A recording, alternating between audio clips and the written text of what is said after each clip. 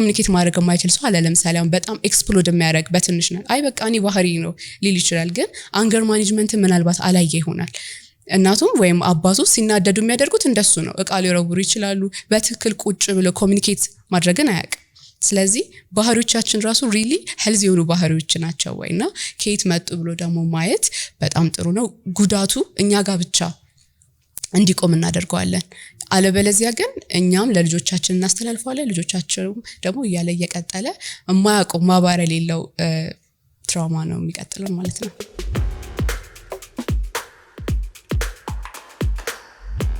በማማከር ስራዋ ብዙ ሰዎችን እየረዳች ያለች በማህበራዊ ድረገጾች በዋነኝነትም በቲክቶክ ለሰፊው ማህበረሰብ ስለ አይምሮ ጤና ግንዛቤን በመስጠት የምትታወቅ በሪሊፍ ዌልነስ ሴንተር እየሰራች የምትገኝ የስነ አይምሮ ባለሙያና ቴራፒስት ዮሐናን ዘሪሁን ወደ መልክ ፖድካስት እንኳን ደህና መጣሽ ጆሄ አመሰግናለሁ ሳይካትሪ ፕሮፌሽናል ነሽና እንዴት ወደዚህ ዘርፍ ገባሽ ላይክ ምን ኢንስፓየር አድርጎሽ ነው ወይስ እንደማንኛውም የኢትዮጵያ ተማሪ የዩኒቨርሲቲ ምድብሽ ስለነበረ ነው የተማርሽ አመሰግናለሁ ስለጋበዛችሁኝ ዮሐናን ዘሪሁን እባላለሁ የስነ አይምሮ ባለሙያና ቴራፒ ላይ እየሰራሁ እገኛለሁ በጣም ወደውን ጥያቄ ነው የጠየቅሽኝ እንዴት እንደገባው መናገር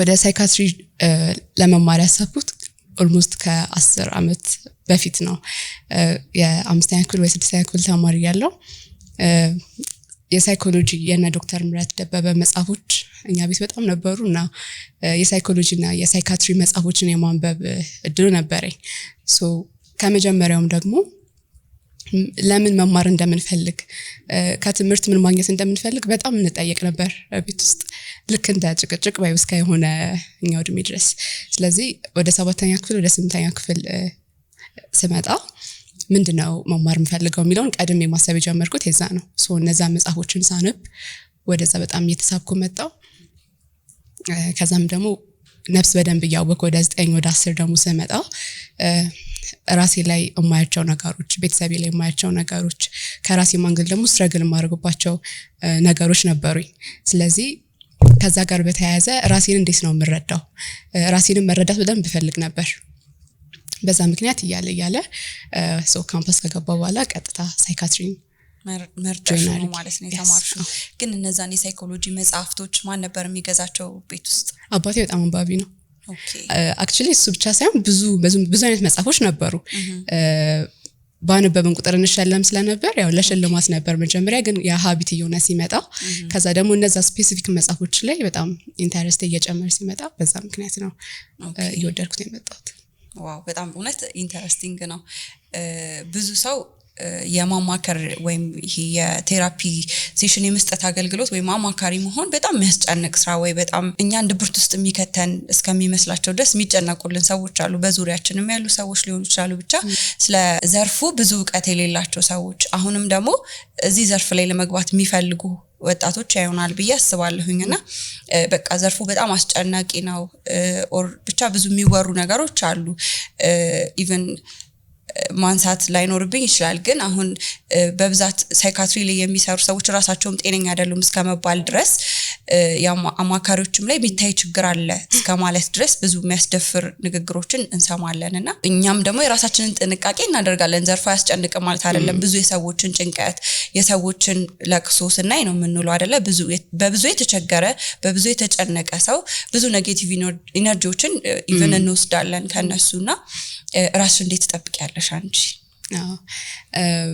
ብዙዎች የሚስማሙበት ጥያቄ ነው ሳይካትሪ ጆይን ላደርግ ስልም ኢቭን ከመምህሮች ሳይቀር እርግጠኛ ነሽ ወይ እዚህ ፊልድ ውስጥ ለመግባት ተብለሽ ትጠየቂያለሽ ከዛ ፋሚሊ ምናምንም ደግሞ ስለዚህ ስለ ህክምናውም ሆነ ስለ ዘርፉ የተሳሳተ ግንዛቤ ስላለን እንዳልሽው ደግሞ ተለየ ሳይካትሪ ሙያ ላይ ሲሆን ያ በጣም ይታሰባል እውነቱን ለመናገር የራሱ የሆነ ጫና አለው ምክንያቱም ለረጅም ጊዜ ኦልሞስት ሁሉ ቀን ለማለት በሚቻል ደረጃ የሰዎችን በጣም ከባባር ታሪኮች ሰምተሻቸው ማታቂያቸው ሊሆኑ ይችላሉ ብለሽ ሊፈጠሩ ይችላሉ ብለሽ ማታስቢያቸውን ታሪኮች የመስማት ከዛም ደግሞ በዝርዝር የመስማት እስከነ ኢሞሽናቸውና እስከነ ስሜታቸው የማዳመጥ እድል በጣም ይኖርሻል ራሳችንን ማንጠብቅ ከሆነ ከክላይንቶቻችን ራሱ የምንወስደው ነገር ራሳችንን ትራውማታይዝ ሊያደርገን ይችላል።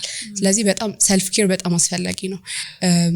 ምናልባት ሙያውን ቀድሜ እፈልገው ስለነበር እዛ ላይ ማነባቸው ነገሮችና እንዴት ራሴን መጠበቅ እንዳለብኝ ቀድሜ እየተረዳው የመጣው ነገር ስለሆነ እሱ በብዙ ጠቅሞኛል። ከዛ ውስጥ ዋነኛው ነገር ባውንደሪ ነው። የስራና የግል ህይወት በጣም ባውንደሪ ያስፈልጋል፣ በተለይ በእኛ ሙያ። ምክንያቱም በጣም እነሱን ለመረዳት በእነሱ ጫማ ውስጥ ሆነን ነው ኬዙን የምንረዳው እንጂ እንደሌላ ሰው አድማጭ ብቻ አይደለም። ስለዚህ ራሳችንን በጣም ከታሪኩ ጋር በምናጣብቅበት ጊዜ ከዛም ደግሞ ከአንድ በላይ የሆኑ ብዙ ኬዞች በየቀኑ ለረጅም ጊዜ በሚሆንበት ጊዜ የራስ የሆነ ኢምፓክት አለው። ስለዚህ የግል ህይወታችንን ራሳችንን በግላችን ስትራግል መናረጋባቸው ነገሮች ሊኖሩ ይችላሉ። ከሱ ጋርና ስራዬ ላይ ያለውን ነገር ምን አይነት ባውንደሪ ያስፈልገዋል፣ ለራሳችን ጊዜ መስጠት፣ ኢሞሽኖቻችንን ሪሊዝ የምናደርግባቸው ሄልዝ የሆኑ ጤናማ መንገዶችን መፍጠር፣ እረፍት ማድረግ በጣም ያስፈልጋል።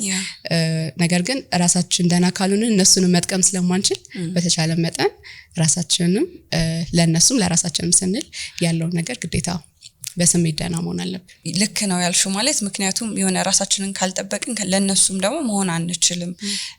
ለራሳችንም ሳንሆን ነው የምንቀረው። ፋይናሊ ሰው እንረዳለን ብለን ራሳችንን ችግር ውስጥ መክተት የምንከትበት ነው የሚሆንብን ማለት ነው። እስቲ ከምታስታውሻቸው ኬዞች ውስጥ ወይ በጣም ልብሽን ከነካው ብዙ ደንበኞች ይመጣሉ አንቺ ጋርና ከነገሩሽ ውስጥ የማትረሻቸው ታሪኮች ካሉ እስቲ? አዎ ያው እንደምታውቂው የኛ ስራ በጣም ኮንፊደንሻል ነው። የብዙ ታሪኮችን ቀጥታ መናገር አንችልም ያለ እነሱ ፈቃድ። ግን ተማሪ ላይ ያለው ሶሻል ሚዲያ ላይ አጋራ ስለነበር ፐርሚሽን ያገኘሁባቸውን የተወሰኑ ታሪኮችን መናገር እችላለሁ። አንደኛው ሊያገባ 2 ሳምንት የቀረው ሰው ነበረ። ይሄንን ሳይካትሪ ውስጥ እያለው ነበረ ያጋጠመኝ። በጣም በጭንቀት ህመም በጣም የሚሰቃይ ሰው ነበር እና በፍጹም ደግሞ እንደዚህ የአእምሮ ህመም እንዳለበት ቢታወቅ የእጮኛው ቤተሰቦች እንደማይደሩለት ያውቃል። አብሮ በነበሩበት 4 አመታት ውስጥ 4ቱንም አመታት ስትራግል እያደረገ ነበረ ከጭንቀት ህመም ጋር። ያው በጣም ከፍተኛ ደረጃ ላይ ያለ የጭንቀት ህመም ነበር። በዛ ውስጥ በሚታገልበት ጊዜ እርሷ አታውቅም እና የመጨረሻ የሰርጋቸው 2 ሳምንት ሲቀር በጣም ከቁጥጥሩ ውጪ ሆኖ እኛ ጋር መጥቶ ነበርና የሰርጌን ቀን ብቻ አሳልፉኝ የሆነ ነገር ሰጣችኝ ያለውን አጋጣሚ ያረሰው በጣም ከባድ ከነበሩ አጋጣሚዎች ውስጥ ነው። እንደዚህ በተመሳሳይ ደግሞ ለሊት እየተነሳ የሚሄድ ልጅ ታሪክ ገጥሞኛል። ለሊት እየተነሳ ማለት ነው። አይ ኖ ወይ እያወቀ ሆን ብሎ ራስ በጣም ዲፕሬሽን ውስጥ ነበር። ሱሳይድ ማድረግ በጣም ያው በእምነትም ኃጢአት ስለሆነ እየታገለበት ካለው ደግሞ ከስሜት ችግር ጋር ደግሞ መኖር በጣም ስለከበደው ድንገት ሰው መቶት ወይ አደጋ ደርሶበት እንዲ ራሱን በዛ መንገድ እንዲያጣ ራስን የማጥፋት ሐሳብ ማለት ነው። ፓሲቭ ሱሳይዳል ነገሮችን ያደርግ ነበር። የሚገርመው ነገር ቤተሰቦቹ ለሊት ይሄዳል ብለው ነው ያመጡት። ግን ሩት የነበረው ፕሮብሌም ግን አደጋ እንዲደርስበት ነበር። በጣም ብዙ አይነት ታሪኮችን እንሰማለን። በጣም ፔንፉል ነው። በጣም ግን ደግሞ በተመሳሳይ በተለይ ደግሞ ከባድ የአእምሮ ህመም ላይ ያልደረሱ ኬዞች ሲሆኑ በተለይ መካከለኛና ዝቅተኛ ላይ ሆኑ ሲሆኑ ሰዎች ራሳቸውን አውቀው ደህና ሆኖ ደግሞ ስታይ ከቴራፒ ሰርቪስ በኋላ ከፋሚሊያቸው ጋር ከራሳቸው ጋር ያለው ግንኙነት ተስተካክሎ ስታይ ምንም ከባድ ቢሆንም ደግሞ at the same time በጣም ስራሽን እንድትወጂው በደንብ ራስሽን እንድታስተምሪ እንድታሳድጊ ደግሞ ያደርግሻል። ስለዚህ የነሱ ደህንነት ሞር አቅም እየሰጠሽ ትሄጃለሽ ማለት ነው። አዎ ግን በጣም ልብ የሚነኩ ብዙ ታሪኮችን እንሰማለን። አልቅሰሽ ታውቂያለሽ? ከዛ አጋጥሞሽ ላይ ክላይንቶቹ ፊት ላይሆን ይችላል፣ ግን በዛ ሰዓት ግዴታ ኢሞሽናችንን መቆጣጠር ስላለብን ሰማያለሽ። ሰምተሽ ለዛ ክላይንትሽ መፍትሄ ሰጥተሽ ሸኝተሹ ሊሆን ይችላል፣ ግን የሆነ ውስጥሽ ቀርቶ አስለቅሶሽ የሚያውቅ ታሪክ አለ? አዎ በክላይንት ፊት ማልቀሽ ያውቃለሁ። ክላይንት ከወጣም በኋላ አልቀሽ ያውቃለሁ። እንዴት ነው መጠንቀቅ አለብን። ምክንያቱም ክላይንቱ እንደዚህ ችግር አለብኝ አይፈታም ብለው ነው የሚያስቡት። መጀመሪያ የሚታከም አይደለም ብለው ነው በብዙ ከራሳቸው ጋር ታግለው ነው የሚመጡት። እዛ ጋር ቴራፒስት ማብራቸው ሲያለቅስ በቃ የኔ ነገር ሊል ይችላል። በጣም መጠንቀቅ አለብን። አንዳንድ ጊዜ ደግሞ በጣም አንደርስታንድ እንደመደረግም ደግሞ የሚያዩት አሉ። የሚመከር አይደለም ግን በጣም ከሁለት ቀን በፊት ራሱ ይሄ ሀፕን አድርጓል። አንዳንድ የምትሰማቸው ታሪኮች በጣም ከአይምሮሽ በላይ ይሆናሉ። በእርግጥ ሙያው ላይ የቆየ ስትመጪ የመሸከም አቅምሽን እያሳደግሽ ነው መጪው ሬዚሊየንስ እያደገ ነው የሚመጣው ታሪኮችን ለመስማትና በተለይ እዛው ላይቭ ስለሆነ ቀጥታ እያወራሽ ስለሆነ የፊት ኤክስፕሬሽንሽ እንዴት መሆን እንዳለበት እነሱ ሲያለቅሱ ምን ማድረግ እንዳለብሽ እለት ያው ከጊዜ ወደ ጊዜ እየተማርሽ ነው የምትሄጂው። ግን ከሴሽኖች በኋላ ማልቀስ ግን አንድ ስሜቴን ሪሊዝ ማደርግበት መንገድ ስለሆነ አንዳንድ ጊዜ ያው ሀፕን ያደርጋል። የአንድ የሳይካትሪ ፕሮፌሽናል የቀን ውሎ ምን ይመስላል?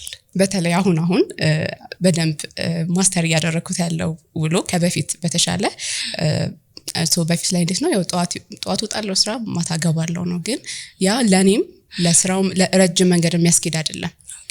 ስለዚህ ቅድም ካልነውም ነገር አንፃር ጠዋት ላይ ከራሴ ጋር ማሳደፈው ጊዜ አለ። የከበዱኝ ኢሞሽኖች ካሉ ከክላይንቶች ጋር በተያያዘ ከሰማሁት ነገር ጋር በተያያዘ ወይም በራሴ ችግሮችም ሊሆን ይችላል እነሱን ፕሮሰስ ማደርግበት ጆርናል ማድረግበት። ከዛም ደግሞ ስፒሪቹዋል ነገሮችም አሉ። ጠዋት ላይ ብቻ የራሴ ጊዜ ይኖረኛል።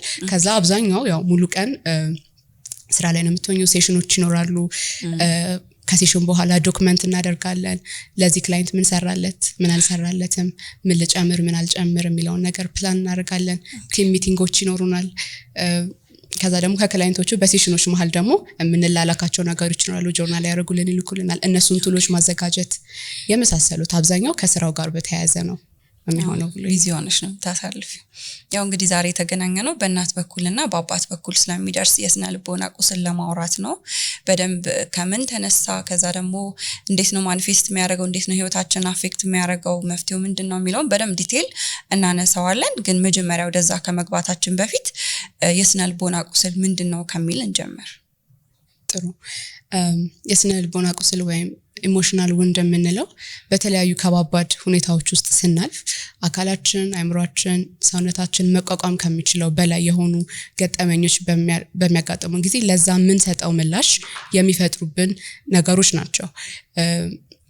ሁሉም ሰው ላይ ሀፕን የሚያደርጉ ሁሉም ነገሮች ወደ ስነ ልቦና ቁስል አያመሩ። ነገር ግን ያንን ያገጠመንን ነገር የተረዳንበት መንገድ እኛ ላይ የፈጠረው ኢምፓክት የስነ ልቦና ቁስሉን ጥልቀቱን የጉዳቱን መጠን ሊወሰን ይችላል። ስለ ስነ ልቦና ቁስል ስናነሳ በጣም ብዙ አይነት ሁኔታዎች ሊሆኑ ይችላሉ። የመጀመሪያው ቀጥታ እኛ ላይ የሚደርሱ ነገሮች ሊሆኑ ይችላሉ። ከአደጋ ጀምሮ አደጋ፣ ጦርነት፣ የጤና ችግር፣ ለረጅም ጊዜ ቆየ የጤና ችግር ሊሆን ይችላል። ከዛ ደግሞ የልጅነት ደግሞ ችግሮች ልጅ እያለን ደግሞ የሚደርሱብን የተለያዩ ጾታዊ፣ ስሜታዊ፣ አካላዊ አቢዩዞች ወይም ጥቃቶች ሊሆኑ ይችላሉ። እነርሱ የሚፈጥሩት ነገሮች አሉ። በሌላ ጎኑ ደግሞ በጣም በምንወዳቸው ወይም የቅርብ ሰዎቻችን ላይ የሚደርስ አደጋ ወይም ደግሞ ከባባድ የሆኑ ትራውማቲክ የሆኑ ኢቨንቶችን መመልከት ማየት በራሱ እኛ ላይ እንኳን ባይደርስ ሰከንደሪ ትራውማ ሆኖ ሊመጣ ይችላል። አንዳንድ ጊዜ ደግሞ ከባባድ ዲቴሎችን መስማት የተፈጠሩ ነገሮችን ዝርዝር ጉዳዮችን የመስማት ለምሳሌ መርማሪ ፖሊሶች የተለያዩ የአደጋ ዝርዝሮችን መስማት የኛ ሙያ ላይ ያሉ ሰዎች የተለያዩ አይነት ሁኔታ ላይ የሁኔታውን ዝርዝር ነገሮች የመስማት እድል ያላቸው ሰዎች ሊሆኑ ይችላሉ። በታመመ ቤተሰብ ውስጥ ማደግ፣ ዲስፈንክሽናል የሆነ ፋሚሊ ውስጥ ማደግ፣ በብዙ አይነት ሁኔታ ውስጥ የስነ ልቦና ቁስል ሊመጣ ይችላል። እነዚህ የስነ ልቦና ቁስሎች ማኒፌስት የሚያደርጉባቸው ወይም የሚገለጡባቸው የየራሳቸው መንገዶች አሉ። የመጀመሪያው በስሜት ሊገለጽ ይችላል። በስሜት በጣም ጸጸት፣ ሀዘን፣ ድብርት፣ ጭንቀት፣ ከዛ ደግሞ መኖር አለመፈለግ፣ አንዳንድ ጊዜ ደግሞ ነም መሆን ወይም መደንዘዝ፣ ስሜት አልባ መሆን ወይም ስሜትን ፊል ማድረግ አለመቻል፣ ሃይፐር ቪጂላንት መሆን፣ በጣም ንቁ መሆን። አደጋ ካሁን ይፈጠራል፣ የሆነ መጥፎ ነገር ሀፕን ያደርጋል ብሎ ራስን፣ ሰውነትን፣ ማይንድ ለዛ ነገር ማዘጋጀት ስሜታዊ መገለጫዎች ሊሆኑ ይችላሉ። በባህሪ ሊገለጥ ይችላል። በባህሪ ደግሞ ስንል በጣም ሰዎችን አስደሳች መሆን ሊሆን ይችላል። ወይም ደግሞ ከሰዎች ጋር በፍጹም ግንኙነት መመስረት አለመቻል ሊሆን ይችላል። ሰዎችን ማራቅ ሊሆን ይችላል። በተለያዩ ደግሞ በባህሪ የሚገለጡ ሊኖሩ ይችላሉ። ከዛ ደግሞ አንዳንዴ በግንኙነት ውስጥ የሚገለጡ አሉ። ግንኙነቱ እንዲሰራና ግንኙነቱ እንዲቀጥል እስከምንም ድረስ ዋጋ በመክፈል ሊገለጥ ይችላል። ግንኙነት ውስጥ ደግሞ በሚገባበት ጊዜ ለራስ ያለ ዝቅተኛ ግምት ሊሆን ይችላል። ብዙ አይነት ደግሞ ከግንኙነት ጋር የተያዙ ችግሮች አሉ። በግንዛቤ ደግሞ ሊገለጽ ይችላል። ወይም ደግሞ ለራሳችን ባለን አንደርስታንዲንግም እነዚህ የስነ ልቦና ቁስሎች ሊገለጡ ይችላሉ።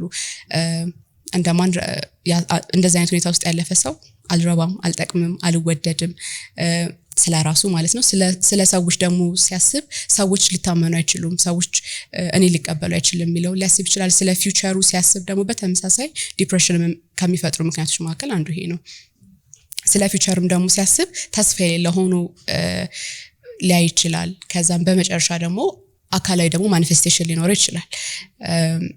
ኤችፒ አክሲስ የሚባል አለ፣ የሰውነታችን ሲስተም ጭንቀትን አንደርስታንድ የምናደርግበትና ለጭንቀት የምንመልሰው አመላለስ ማለት ነው።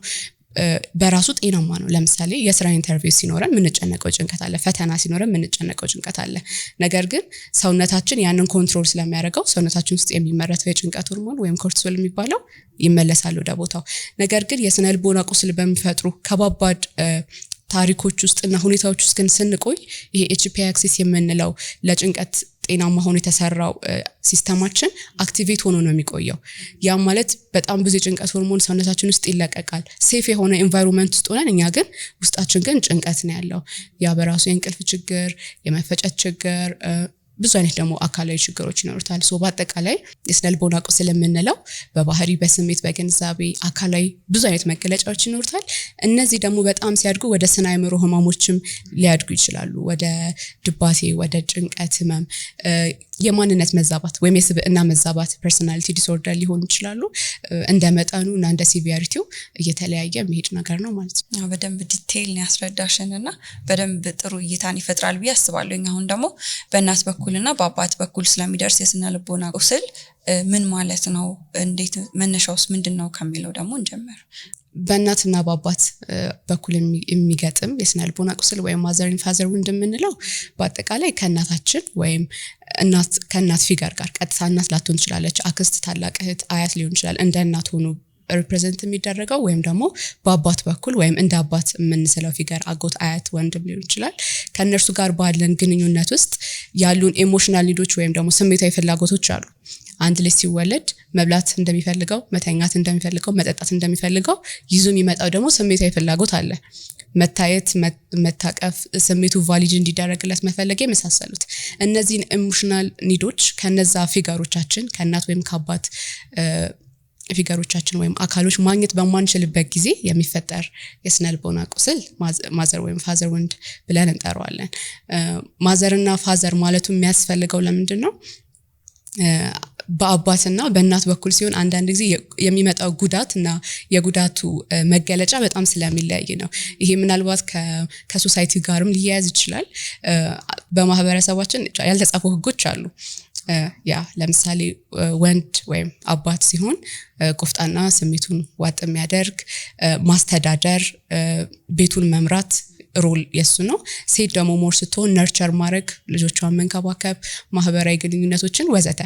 ስለዚህ በእናት ሮል እና በአባት ሮል የሚደርሰው ጉዳት ልጁ የተለያየ አይነት ማኒፌስቴሽን እንዲያመጣ ያደርገዋል። በተመሳሳይ መልኩ ደግሞ ለምሳሌ አቢዩሲቭ አባት ላይ ያደጉ ወንድና ሴት አንድ አይነት ጥቃት ወይም አንድ አይነት ፋዘር ወንድ ገጥሟቸው ሴቷ በአባት በኩል የደረሰባትን ቁስል ማኒፌስት የምታደርግበት መንገድና ወንዱ በአባቱ በኩል የደረሰበትን ቁስል የሚያሳይበት መንገድ ይለያያል። ለዛ ፋዘር ወንድ፣ ማዘር ወንድ እያልን ለመክፈል እንገደዳለን ማለት ነው። በዚህ ውስጥ የምናያቸው ነገሮች ይኖራሉ። ይሄ በእናትም በአባትም ሳይድ ሊሆን ስለሚችል አጠቃላይ አብረን ማየት እንችላለን ይሄንን የሚፈጥሩ ነገሮችን ማለት ነው። ማዘርና ፋዘር ውንድ ብለን የምናስበው ነገር ሴት ላይና ወንድ ልጆች ላይ እንዴት ማኒፌስት ያደርጋል ለብቻ አድርገን እናያቸው። ለምሳሌ ማዘር ውንድ የምንለው ሴት ልጆች ላይ እንዴት ነው ማኒፌስት የሚያደርገው፣ ወንድ ልጆች ላይ እንዴት ነው ማኒፌስት የሚያደርገው? ኦኬ፣ በጣም ጥሩ ጥያቄ ነው። ስለዚህ ወንዶቹን በአባትና በእናት በኩል የሚደርሱ ቁስሎችን ለወንዱና ለሴቱ የሚደርስባቸው ማኒፌስቴሽን ከማየት በፊት ራሱ ወንዱን የሚፈጥረው ምን አይነት ማዘርሁድነት ነው፣ ምን አይነት እናትነት ነው፣ ወይም ምን አይነት አባትነት ነው ያንን ቁስል የሚፈጥረው የሚለውን መረዳት ሞር ወንድና ሴት ብለን ስንከፍለው በደንብ አንደርስታንድ እንድናደርግ ያደርገናል። ሶ ምን አይነት ሊሆን ይችላል? የመጀመሪያው በጣም ኢሞሽናሊ አቬሌብል አለመሆን ወይም በጣም ኮልድ መሆን ቀዝቃዛ መሆን አባትም ላይ እናትም ላይ ሊሆን ይችላል። በስሜት ከልጆች ጋር መቆራኘት አለመቻል፣ የልጆቹ ስሜት ኖረ አልኖረ ምን ይፈልጋሉ ምን አይፈልጉም የሚለው ነገር በፍጹም አንደርስታንድ የማያደርግ አባት ወይም እናት ሊሆን ይችላል። በተቃራኒው ደግሞ በጣም አግሬሲቭ ሊሆን ይችላል፣ በጣም ተቆጣጣሪ በልጆቹ እያንዳንዱ ማይክሮ ዲሲዥን ውስጥ እያንዳንዱ ውሳኔ ውስጥ ጣልቃ የሚገባ በጣም በውሳኔዎቹ ደግሞ ክሪቲሳይዝ የሚያደርግ አስቴት የሚሰጥ የሚቀጣ ሊሆን ይችላል እናትም አባትም። ይሄ አንዳንዴ ደግሞ አቢዩሲቭ ሊሆን ይችላል፣ ጥቃት የሚያደርስ ይሄ በእናትም በአባትም በንግግር ሊሆን ይችላል፣ አካላዊ ጥቃት ሊሆን ይችላል፣ ጾታዊ ጥቃትን ጨምሮ ሊሆን ይችላል። አንዳንድ ጊዜ ደግሞ እናትም አባትም ምን ይሆናሉ ልክ እንደ ጓደኛ ያደርጓቸዋል ልጆቹን። አንዳንድ ጊዜ በጣም አፕሪሺየትም ይደረጋል። እኔና እናቴ እኮ ልክ እንደ ጓደኛሞች ነን ይባላል። ግን ልጆች ምንም ያህል ቀረቤታ ቢኖር ባውንደሪ መኖር ይኖርበታል። ምክንያቱም እናት ወይም አባት ያላቸውን ስሜታዊ ነገር በሙሉ ልጁ ይረዳል በማለት ወይም ልጁ የበሰለ ነው በማለት በሚገልጹበት ጊዜ ልጁን ኦቨርዌልም ያደርገዋል ወይም ከመጠኑ ከሚቋቋመው በላይ ይሆናል። በተመሳሳይ መልኩ ደግሞ ያንን እናትም አባትም የሚፈጠርባቸውን የስሜት ህመም የሱ ኃላፊነትም ሊመስል ይችላል። እነሱን ማስታመም ፓረንቲፋይድ ይሆናል። ልጁ ልጅ መሆን ይቀርና እናቱን ወይም አባቱን ደግሞ የሚያስታምም ወላጅ ይሆናል ማለት ነው። አስታራቂም ሊሆን ይችላል። ስለዚህ ብዙ አይነት እንዳልነው ማዘርም ፋዘርም ወንድ ሊኖር ይችላል። በዚህ ውስጥ በሚያድጉበት ጊዜ ከማዘር ወንድ መጀመር እንችላለን። በእናት በኩል ያለ የስነ ልቦና ቁስል ሴቶች ላይ ከሚፈጥረው ነገር እንጀምር። የሚፈጥረው ነገር የመጀመሪያው ከስሜት ብንነሳ በጣም ብቁ ያለ መሆን ስሜት፣ ዝቅተኛ ለራስ ዝቅተኛ የሆነ አመለካከት፣ ነገሮችን እችላለሁ ወይም አደርጋለሁ ብሎ ማሰብ አለመቻል የሚለው ስሜት፣ ጸጸት የሚለው ስሜት ብዙ ጊዜ እና ሴት ልጆች ከእናቶቻቸው ሊወርሱት የሚችሉት ነገር ነው። ይሄ በባህሪ እንዴት ይገለጻል? በጣም ፒፕል ፕሊዘር መሆን ወይም በጣም ሰዎችን አስደሳች መሆን ወይም ደግሞ ከሰዎች ፍቅርን ወይም ክብርን ማግኘት የምንፈልገው እኛ የሆነ ነገር ስንሰጥ ወይም ደግሞ ልክ እንደ ጊቭ ኤንድ ቴክ ነው እንጂ በማንነቷ ልትወደድ እንደማትችል ልታስብ ትችላለች። በተመሳሳይ ደግሞ ከሌሎች በጣም ቫሊዴሽን ማግኘትን ወይም ማረጋገጫ ማግኘትን መፈለግ ሊመጣ ይችላል ከእናቷ በቂ ፍቅር በማታገኝበት ጊዜ። ይሄ ደግሞ መልሶ በግንኙነት ውስጥ በምትገባበት ጊዜ ሁለት ሳይድ ሊይዝ ይችላል። አንደኛው በጣም አብራ ለፓርትነሯ በጣም ነርቸሪንግ ልትሆን ትችላለች። ልክ እንደ እናት የሆኑ ሴቶች አሉ አይደለ? እሱ በራሱ መጥፎ ነው ማለት አይደለም። ግን አንዳንዴ ደግሞ የሚመጣበት ነገር ከጀርባው ከቁስልም ሊሆን ይችላል ወይም ካልታከመ የስነ ልቦና ጉዳትም ሊሆን ይችላል። አንዳንዴ ማግኘት የምንፈልገውን ነገር ነው ለሰዎች ስናደርግ ራሳችን የምናገኘው አይደል? ስለዚህ በጣም ለሌሎች ነርቸሪንግ ልትሆን ትችላለች። በተመሳሳይ ደግሞ ለሷ እንክብካቤ ሲደረግላት፣ ፍቅር ሲደረግላት ደግሞ እማትፈልግም ሆና ልትመጣ ትችላለች። ዲዘርቭ አላደርገውም የሚለው ስላለ ማለት ነው። ዲዘርቭ አላደርገውም ትችላለች። ኮምፎርታብል ላትሆን ትችላለች በጣም ከሚቀርባት በስሜት ኮኔክት ሊያደርጋት ከሚፈልግ ሰው ጋር። ይህን ሴቶች ከእናቶቻቸው ጋር ባለው በኩል ሊገጥማቸው የሚችለው ችግር ነው። በወንዶች በኩል ስናየው በጣም የሚታየው ነገር ቨልነራብል መሆን አለመቻል ወይም ራስን መግለጽ፣ ራስን ኦፕን ማድረግ ለሰዎች በጣም የሚቸገሩ ይሆናሉ። ብዙ ጊዜ ከእናታቸው ጋር ያለው ነገር በሚበላሽ ጊዜ ድካማቸውን ማሳየት በጣም መፍራት፣ ሁሉ ጊዜ ስትሮንግ ሆኖ ለመገኘት መሞከር ሊሆን ይችላል። በግንኙነት ውስጥ ደግሞ በሚገቡበት ጊዜ ነርቸሪንግ በጣም የተጋነነ ከመጠን በላይ ነርቸር የሚያደርግ ሰው መፈለግ ሊሆን ይችላል። አንዳንዴ ከፓርትነሮቻችን የምንፈልገው በፊት ያላገኘነውን ጭምር ነው እንጂ የሚገባውን ከዛ ግንኙነት ውስጥ ማግኘት ያለብንን ብቻ አይሆንም። ስለዚህ ነርቸሪንግ በጣም የሚፈልግ ሰው ሊሆን ይችላል። በተመሳሳይ ደግሞ ነርቸር ሲደረግ ደግሞ ኮምፎርታብል የማይሆንም ደግሞ ሊሆን ይችላል። እንዳልኩሽ በጣም ብዙ አይነት ታሪኮች ስላሉ ብዙ አይነት ዳይናሚክስ ስላለው ቀጥታ እያንዳንዱን ፉልፊል ላያደርግ ይችላል። ግን ጄኔራሊ ከሞላ ጎደል እንደዚህ ሀፕን ላያደርግ ይችላል። ወደ አባት በኩል ደግሞ ስንመጣ ሴቶችን ብናስቀድም ሴት ልጅ ከአባቷ በኩል ልትወስደው የምትችለው ነገር ምንድነው? የሚጀምረው በስሜት መታውን መፍራት፣ መታውንና ሰዎች ከህይወቷ ሊወጡ እንደሚችሉ በማሰብ የትኛውንም አይነት መስዋዕትነት መክፈል ብዙ ጊዜ ይታያል። ብዙ ጊዜ ደግሞ ይሄ ወደ ምን ያመራል? አንደኛ ከዛ ከአባት ፊገሯ ጋር የሚመሳሰል አይነት ሰው ጋር ግንኙነት ውስጥ መግባት ሊሆን ይችላል። አንዳንድ ጊዜ ለምን እንደሆነ አላውቅም፣ ግን ኢሞሽናሊ አቬለብል እኮ አይደለም፣ ያውቁታል፣ በአይምሯቸው ይረዱታል። ነገር ግን ባወቅ ነው ብንኖር ኖሮ ብዙ በደረስ ነበር። ግን ነርቨስ ሲስተሟ አእምሯ ሂል ስላላደረገ ፋሚሊያሪቲ አለ። የአባቱ አይነት ካራክተር በግንኙነት መንገድ ሲመጣ ኢሞሽናሊ አቬይላብል ያልሆነ ሰው አቢዩዝ የሚያደርግ ሰው ሊሆን ይችላል፣ ወይ ሳይለንት ትሪትመንት የሚያደርግ ሰው ሊሆን ይችላል። በሚመጣበት ጊዜ ፋሚሊያሪቲ ስላለ ወይም ያንን የመሸከም ትከሻ ቀድማ ማዳብራ ስለነበር የምታውቀውም ይመስላታል። ቶክሲክ የሆነ ነገር ውስጥ የመግባት እድሏ ሊሰፋ ይችላል። በጣም አላስፈላጊ ዋጋ መክፈሎች ውስጥ ልትገባ ትችላለች። ይሄ ደግሞ ከምን ጋር ይያያዛል? የራሷን ቫልዩ አለመረዳት። ሌሎች ቫሊዴት ካደረጓት እስከምንም ጥግ ድረስ ለመሄድ ዝግጁ ልትሆን ትችላለች። በተመሳሳይ ደግሞ በህይወቷ ውስጥ ካሉ ወንድ ፊገሮች ጋር መምህር ሊሆን ይችላል፣ የስራ ባልደረባ፣ ወንድ ጓደኛ፣ ሌሎች ወንድ በህይወቷ ውስጥ ካሉ ሰዎች ጋር ባውንደሪ እንዴት ማስመር እንዳለባት ግራ ትጋባለች። ምክንያቱም ያጣችው ከአባቷ ማግኘት የነበረባት ብዙ ነገሮች ስለነበሩ ያንን ደግሞ አሰርቲቭ እንዳትሆን ስላደረጋት በራሷ ሙሉ እንዳትሆን ስላደረጋት በህይወቷ ውስጥ ካሉ ወንድ ፊገሮች ጋር ደግሞ እንዴት አድርጋር ባውንደሪ ማስመር እንዳለባት እማታውቅ ልትሆን ትችላለች ማለት ነው። የመጨረሻው ደግሞ ወንድ ነው። የወንድ ልጅ የመጀመሪያ ሮል ሞዴሉ አባቱ ነው አይደለ? ወንድነት ማስኩሊኒቲን የሚያየው ከአባቱ ላይ ነው። ስለዚህ አንዳንድ ጊዜ ምን ይሆናል? የአባቱን ራሱን ባህሪ ሳያስበው ሙሉ በሙሉ የሚወስድበት ጊዜ አለ። በጣም አግሬሲቭ መሆን፣ ስሜትን በፍጹም መግለጽ አለመቻል፣ አንዳንዴ የራሱን ስሜት ምን እየተሰማው እንደሆነ እንኳን ማወቅ አለመቻል ሊሆን ይችላል። በጣም ሰፕረስ ማድረግ፣ ስሜትን በጣም ማፈን። ያ የታፈነ ነገር ደግሞ የሆነ ጊዜ መውጣት ግዴታ ስላለበት የሚወጣበት መንገድ ደግሞ ጤናማ መንገድ አይሆንም። ከዚህ ጋር ተያይዞ ሌሎች ጤናማ ያልሆኑ ኮፒንግ ሜካኒዝሞች እንደ አዲክሽን ያሉ ሌሎች ነገሮች ውስጥ ሊሆን ይችላል። ስለዚህ ጤናማ ያልሆነ የወንድነት የአባትነትን ምሳሌ ይዞ ሊመጣ ይችላል።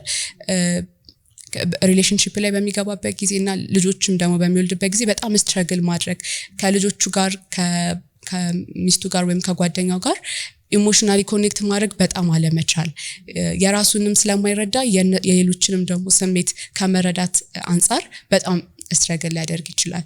በአጠቃላይ በእናትም በአባትም በኩል ሊፈጠሩ የሚችሉ ቁስሎች ወንዶችና ሴቶች ላይ በተለያየ አይነት ዳይናሚክስ ሊፈጥሩ ይችላሉ ማለት ነው። ግን ማለት ነው አሁን እንደዚህ እያወራሽ ምን ጥያቄ መጣልኝ? እነዚህም ወላጆች ሜቢ ደሴም ወይ አልፈው ሊሆን ይችላል አይደለ? ልክ እንዳልሹ የራሱን ያባታቸውን ባህሪ ኮፒ ያደርጋሉ ልጆች፣ ራሱን የእናታቸውን ባህሪ ልክ እንዳልሆነ ያውቁታል። ግን ባይ ዲፎልት ራሱን ሲያረጉት ነው የሚያገኙት ራሳቸውንና ስለዚህ ከጀነሬሽን ወደ ጀነሬሽን መምጣት የሚችል ነገር ነው ማለት ነው። በደንብ ጄኔሬሽናል ትራውማ በጣም ኢንተረስቲንግም ቶፒክ ነው አሁን ዲስ ታይም ማለት ነው። ከሰፊው ፒክቸር ብንጀምር ታሪክም የመዘገባቸው ጄኔሬሽናል ትራውማዎች አሉ። የሆነ ትውልድ ባልነበረበት ጊዜ የተፈጠሩ የሆኑ ነገሮች እሱ ያ ድርጊት እና ሁኔታ ካለፈ በኋላ ምንም በማያውቅበት ሁኔታ በማያውቅበት መንገድ አፌክት ሲደረግ የሚታይበት ማለት ነው። ለምሳሌ ሆሎካስት የሚባለው የሁለተኛ ዓለም ጦርነት ላይ የነበረው የጁሶች የአይሁዶች የዘር ጭፍጨፋ ጊዜ ሀፕን ያደረገው ነገር የሆነ ጄኔሬሽን ላይ ነው ያ ነገር ሀፕን ያደረገው። የሆኑ ጄኔሬሽኖች አልመጡም ገና። ያ ሁኔታ ካለፈ በኋላ ግን የመጡ ጄኔሬሽኖች ምንም አያውቁም ስለተፈጠረው ነገር ግን የጋራ የሆነ የሚወስዱት ትራውማቲክ ኤክስፒሪየንስ አለ። ይሄ አንዳንድ ጊዜ ጂን ኤክስፕሬሽናችን ላይ እስከ ዲኤንኤ ድረስ የመውረድ አቅም አለው። ኤፒጄኔቲክስ የሚባል ሌላ ሰፊ ኮንሰፕት አለ። ያ ምንድነው? የእናቶቻችንና የአባቶቻችንን ዘረመል ነው አይደለም የምንወስደው። ልክ ዲኤንኤ እንደ ሃርድዌር ብንወስደው ያንን ነገር ሪፕሮግራም የማድረግ አቅም አለው ትራውማ ጂን ኤክስፕሬሽናችንን።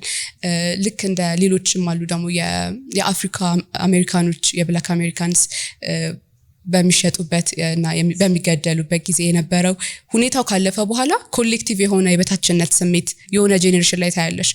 ያ ነገር ምንድነው? ከጄኔሬሽን ከሆነ ጄኔሬሽን ወደ ሆነ ጄኔሬሽን የመጣ ነው ማለት ነው። አሁን በምናወራው ኮንሰፕት ደግሞ በደንብ አውርደን ደግሞ ስናየው የመጀመሪያው ሞዴሊንግ ነው።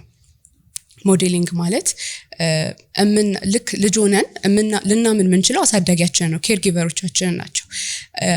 አንድ አባት ወይም አንድ እናት ጥሩ ለማድረግ ሞክረሽ ስትወቀሺ በእያንዳንዱ ነገር ስትቆጪ ወይ ስትመርቺ ወይ ደግሞ ኢሞሽናል አቢዩስ ሲደርስብሽ ልክ አይደለም ብለሽ መረዳት አትችይም አዋቂ እስካልሆንሽ ድረስ። ስለዚህ ፍቅር ማለት ለካ እንደዚህ ነው፣ ከእናት ጋር ያለ ግንኙነት ለካ እንደዚህ ነው፣ ከአባት ጋር ያለው ግንኙነት እንደዚህ ነው በሚል አንደርስታንዲንግ ውስጥ ስለምናድግ ካደግን በኋላ ኢንቴንሽናሊ እነዚህን ጉዳዮች አድሬስ ካላደረግናቸው እኛም ልጆቻችን ላይ የምናውቀው ፍቅር ያን ነው የተሰጠንን ስለሆነ መስጠት የምንችለው ያንን ፍቅር ነው ብለን የምንገምተውንና የምንረዳውን ነገር ለነሱ ስናሳይ ልንገኝ እንችላለን። ሞዴል ነው የምናደርገው ማለት ነው።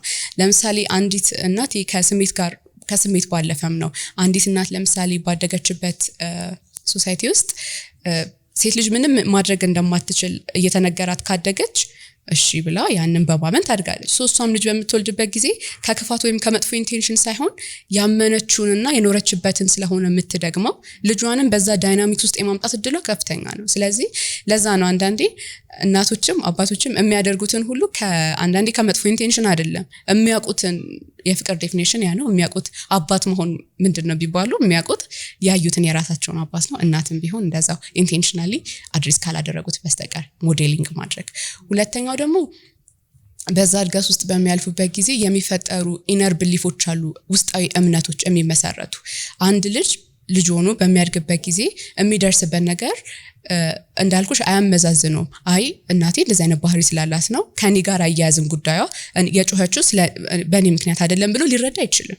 ስለዚህ ሊረዳ የሚችለው ምንድነው ኢንተርናላይዝ ነው ማድረግ የሚችለው። እኔ የምወደድ ሰው ስላልሆንኩ ነው፣ የምወደድ ልጅ ስላልሆንኩ ነው። ትርጉም ይሰጡታል ማለት ነው። ለእያንዳንዱ ከራሳቸው ጋር አያይዘው ትርጉም ይሰጡታል። ስለዚህ ያ ነገር ደግሞ በሚያድግበት ጊዜ የምናምነው ነገር አይደለ ወደ ባህሪ የሚመጣው። ስለዚህ ወርዝ ለመኖር አይገባኝም ወይ ዋጋ የለኝም ብሎ የሚያስብ ሰው ባህሪውን ብታዩ ያንን ያመነውን እምነቱን የሚገልጽ ነው የሚሆነው። ስለዚህ ልጆቹንም በሚያሳድግበት ጊዜ በዛ ዳይናሚክስ ውስጥ ልጆቹን ከራሱ ከሚያምነው እምነት አንፃር ሊከታቸውና በዛ ውስጥ ሊያደርጋቸው ይችላል። ስለዚህ አንዳንድ ጊዜ ምንድነው ወይ ሂል ማድረግ ያለብን ደህና መሆን ያለብን ራሳችን ጋር ብቻ አይቀርም። ልጆቻችን ጋር ይሄዳል፣ ፓርትነሮቻችን ጋር ይሄዳል፣ ቤተሰቦቻችን ጋር ይሄዳል። ኮንሺየስሊ ሳይሆን አንኮንሺየስሊ የምናደርጋቸውም ነገሮች አንዳንዴ ጤናማ የሆኑ ባህሪዎች አይደሉም፣ ስለማናውቃቸው ነው። አሁን አንዳንድ ሰው ይሄ ባህሪ ነው የሚለው ነገር አለ። ሪሊ ግን ባህሪው ላይሆን ይችላል። የትራውማ ሪስፖንሱን ነው እዛ ጋር እየኖረ ያለው፣ ወይም ደግሞ የሆነ ሰዓት ላይ የሰራለትን ኮፒንግ ሜካኒዝም ነው አሁን በማያስፈልግበት ሰዓት ላይ እያደረገ ያለው። ኮሚኒኬት ማድረግ የማይችል ሰው አለ። ለምሳሌ አሁን በጣም ኤክስፕሎድ የሚያደርግ በትንሽ ነው አይ በቃ እኔ ባህሪ ነው ሊል ይችላል። ግን አንገር ማኔጅመንት ምናልባት አላየ ይሆናል። እናቱም ወይም አባቱ ሲናደዱ የሚያደርጉት እንደሱ ነው። እቃ ሊወረውሩ ይችላሉ። በትክክል ቁጭ ብሎ ኮሚኒኬት ማድረግን አያውቅም። ስለዚህ ባህሪዎቻችን ራሱ ሪሊ ሄልዚ የሆኑ ባህሪዎች ናቸው ወይና ከየት መጡ ብሎ ደግሞ ማየት በጣም ጥሩ ነው።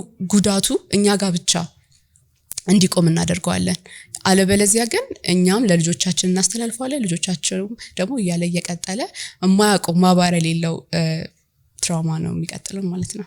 ስለዚህ ይሄ በእናትና በአባት በኩል የሚደርስ የስነ ልቦና ቁስል የህይወትን ትርጉም የመቀየር ትልቅ አቅም አለው ማለት ነው። የአባትነትን ትርጉም፣ የፍቅርን ትርጉም፣ የእናትነትን ትርጉም፣ በቃ ወይ የሚስትነትን ትርጉም፣ የባልነትን ትርጉም የሁሉም ይሄ ስንኖር ወይ እናት ነን ወይ አባት ነን ወይ ልጅ ነን ወይ ጎረቤት ነን ወይ ጓደኛ ነን ከሁሉም ሰው ጋር ያለን ማህበራዊ መስተጋብር አለና ያንን የዛን ነገር ትርጉም የመቀየር ትልቅ አቅም አለው ማለት ነው።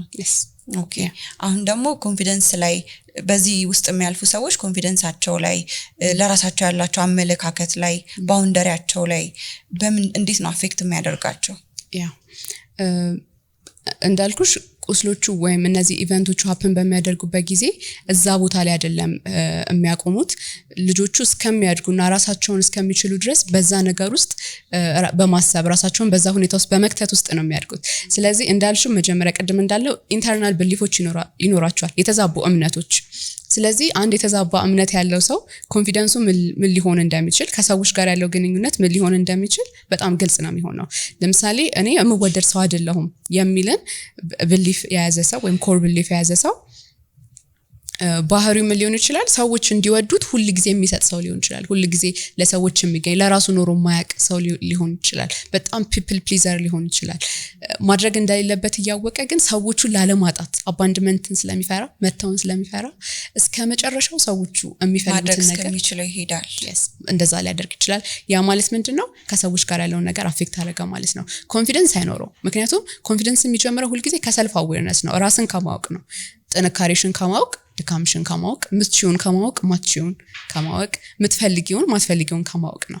ነገር ግን ይሄ ሰልፍ አዌርነስ የሚመጣው ሴፍቲ ላይ ስትሆኚ ነው። እኛ ደግሞ የምንኖረው ልጅ ሆነን ደግሞ ለሴፍቲ አይደለም ለሰርቫይቫል ነው ሁሉንም ነገር የምናደርገው። አባቶች የሚቆጣ ከሆነ ከአባቴ ቁጣ እንዴት ላምልጥ ነው እንጂ ጤናማው ነገር ምንድነው? ስሜቴ ምን ተሰማኝ ብለን ፕሮሰስ ማድረግ የምንችልበት ሁኔታ ላይ አይደለም። ስለዚህ ከአባቶች ቁጣ ለመዳር እሱ የሚፈልገውን ነገር ሁሉ ማድረግ ከሆነ ያን ሰርቫይቫል ሪስፖንስ እየተለማመድን እንመጣለን። መጥፎ ነገሩ ምንድነው? አድገን ያንን ሰርቫይቫል ሪስፖንስ ማድረግ በሌለብን ሁኔታ ሴፍ በሆነ ኤንቫይሮንመንት ግን የለመድነውን ያንን ሰርቫይቫል ሪስፖንስ እናደርገው እንመጣለን። ከጓደኞቻችን ጋር ህይወታችን ውስጥ ኢቭን ማተር የማያደርጉ ሰዎች መንገድ ላይ ለገጠመኝ ሰው ሊሆን ይችላል ብዙ ነገሮችን ስታደርግ የምንገኘው። ስለዚህ ይሄ ምንድነው የሚመጣው? ኢንተርናል ቢሊፍ ሲስተማቸው ወይም እምብርተ እምነታቸው ከውስጥ ያለው እምነታቸው ስለተበላሸ ሰልፍ ኮንፊደንስ ሊኖራቸው አይችልም። ምክንያቱም ራሳቸውን አያውቁም። ከሰዎች ጋር ባውንደሪ የሚባል ነገር የሚታሰብ አይደለም። ምክንያቱም እነሱ ሰው ይወደዳቸው እንጂ ምንም አይነት ነገርን ሰው መጥቶ መውሰድ ይችላል ከነሱ። ምንም አይነት ነገር ሰው ከነሱ ማግኘት ይችላል። ስለዚህ ባውንደሪ የሚመሰረተው ምንድነው? እኔ ኮምፎርታብል መሆንበት መስመር እስከዚህ ነው። ከዚህ መስመር ካለፈ እርምጃ ወስዳለሁ ማለት ነው ባውንደሪ ባጭሩ። ስለዚህ ያን ለማለት ሰልፍ አዌር መሆን ይፈልጋል። በራስሽ መቆም። ያ ሰው ቢሄድም እኔ ለራሴ ያለው የሚለውን ስሜት ማውቀስ እንዲኖርሽ ይፈልጋል። እሱ ስሜት በሌለበት ባውንደሪ ብታሰምሪ ሰው አብሮሽ ሊሆን አይችልም። ሰው ደግሞ እንፈልጋለን። ለሰርቫይቫል ባህሪዎቻችንና ለኮፒንግ ሜካኒዝሞቻችን ደግሞ ሰው እንፈልጋለን። ስለዚህ እምነታችን የተበላሸ ሲሆን ሁሉም ለራሳችን ያለን ግምት ቀደም እንዳልነው ለሰዎች ያለን ግምት፣ ለፊውቸራችን ያለን ግምት ኮንፊደንሳችን ጋር ኤቭሪቲንግ ጋር የተያያዘ ነው ማለት ነው።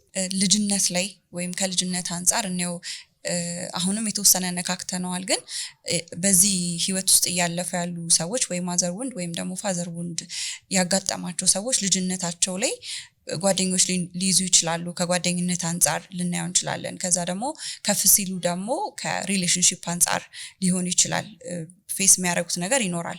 አግብተው ከሆነ ከትዳር አንጻር፣ ወልደው ደግሞ ከሆነ ከወላጅነት አንጻር፣ ብቻ በሁሉም የእድሜ ደረጃዎቻቸው ላይ ፌስ የሚያደርጉት ነገር አለ። እሱም በዲቴይል ብናየው ደስ ይለኛል። ልጅነታቸው ላይ ምን አይነት ጓደኛ ነው የሚሆኑት ለጓደኞቻቸው ወይም ለኩዮቻቸው ምን አይነት ጓደኛ ይሆናሉ? ከዛ የቀሩትንም እንደዛው እየዘረዘርናቸው እንሄዳለን። በእንደዚህ አይነት ጉዳት ውስጥ ያለፉ ሰዎች ጓደኝነታቸው ላይ ምን አይነት ሊሆን ይችላል? ሁለት አይነት ጓደኛ ሊሆን ይችላሉ። የመጀመሪያው ቅድም እንዳልነው በጣም አንሺየስ ጓደኛ ሊሆን ይችላል። ጥብቅ ክሊንግ የሚሆኑ ሰዎች አሉ አይደለ? ያ ሰው በቃ ሌላ ህይወት እስከማይኖር ድረስ የመጨረሻ ዓለማቸው ጓደኛቸው ሊሆን ይችላል። ያንን ጓደኝነቱ እንዲሰራ ጓደኝነቱ እንዲቀጥል የትኛውንም ነገር ዋጋ ሊከፍሉ ይችላሉ። ያ ጓደኝነት እንዳይጎዳ እነሱ የሚፈልጉትን ነገር ተናግረው አያውቁም፣ አድርገው አያውቁም። ለምግብ እንኳን ተቀምጠው መርጠው የማያውቁ ሰዎች አሉ። ምንም እኮ ትልቅ ዲል አይደለም፣ ግን ጓደኞቻቸው እንዳይከፉ ማለት ነው። በጣም እንዴት ነው የነሱ ዓለም የሚዞረው በጓደኞቻቸው ደስታ ላይ ይሆናል። ምክንያቱም ራሳቸውን አይሆኑም ማለት ነው። ራሳቸውን አይሆኑም።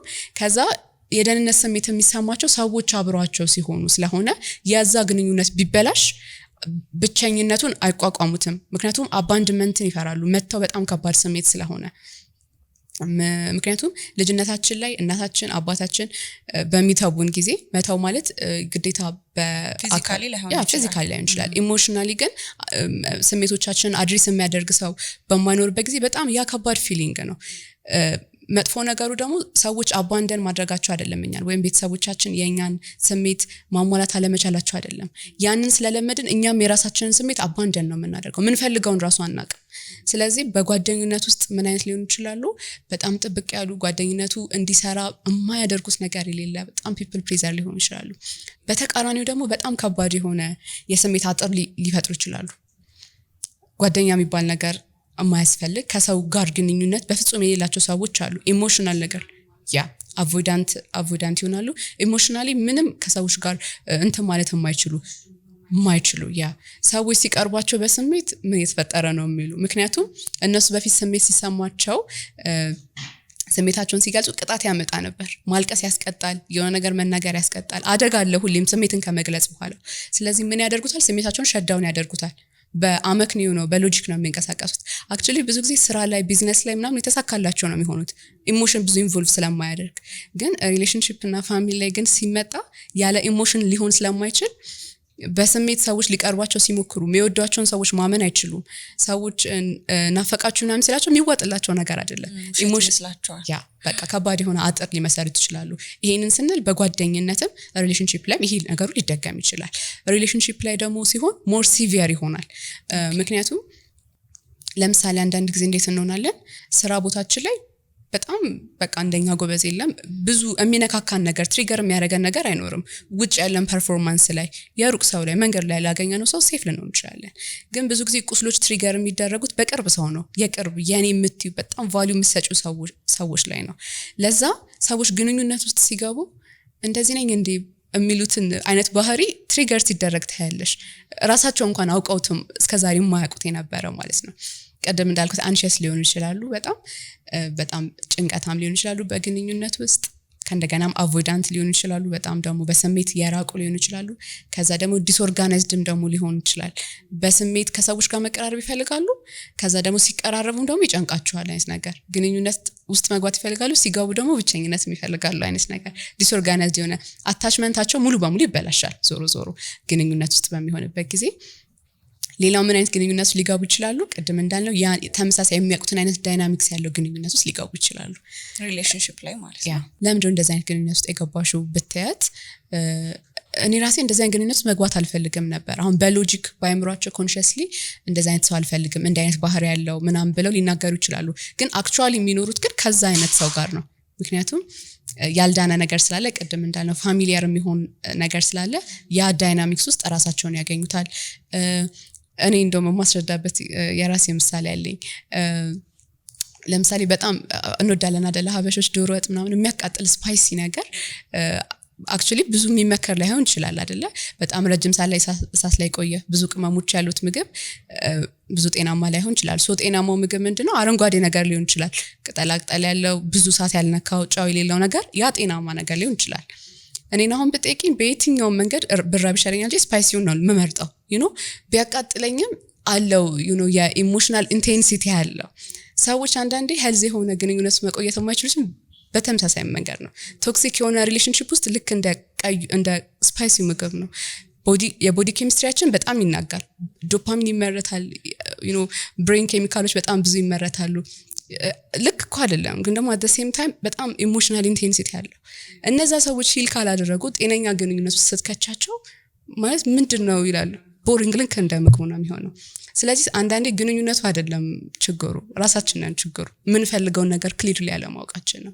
ስለዚህ ግንኙነት ውስጥ ደግሞ ስንሆን የአታችመንት ችግሮች ምክንያት አቮይዳንት፣ አንሺየስ፣ ዲስኦርጋናይዝ ሊሆን ይችላል። at the same time ደግሞ ተመሳሳይ ዳይናሚክስ ውስጥ ልንገባ እንችላለን። ወደ ትዳር ደግሞ ስንመጣ ይሄ ሁሉ እንዳለ ሆኖ የመጀመሪያው ምን ሀፕን ሊያደርግ ይችላል? ፓርትነሩ ፉልፊል ማድረግ ከሚገባው ግዴታ በላይ ኤክስፔክት ስናደርግ ራሳችን እናገኘዋለን። ፓርትነራችን ምናልባት ያው ሁለት ሰዎች አብሮ ሲሆኑ እርስ በርስ ሼር ሊደራረጉ የሚገባ ፉልፊል ሊደራረጉ የሚገባ ነገሮች አሉ። ነገር ግን ደግሞ ያልሆኑም ነገሮች አሉ።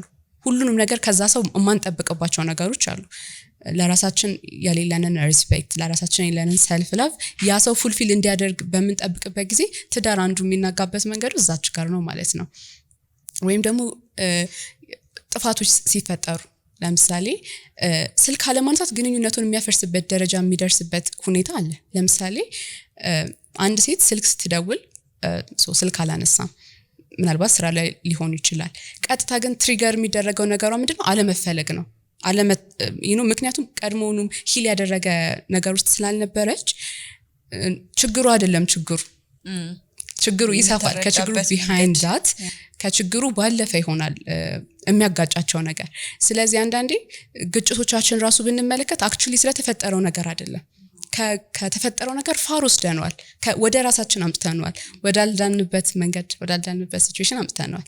ስለዚህ እነሱ ነገሮች ሞር ትዳር ውስጥ ግጭትን እያጨመሩ እንዲሄዱ እናደርጋለን። ስለዚህ የፍቅር ግንኙነት ውስጥ አየን፣ ትዳር ውስጥ አየን፣ ጓደኝነት ላይ፣ ልጆች ላይ ፓረንቲንግ ስታይል ላይ የመጀመሪያው ቅድም እንዳልኩሽ ሞዴል ማድረግ ነው።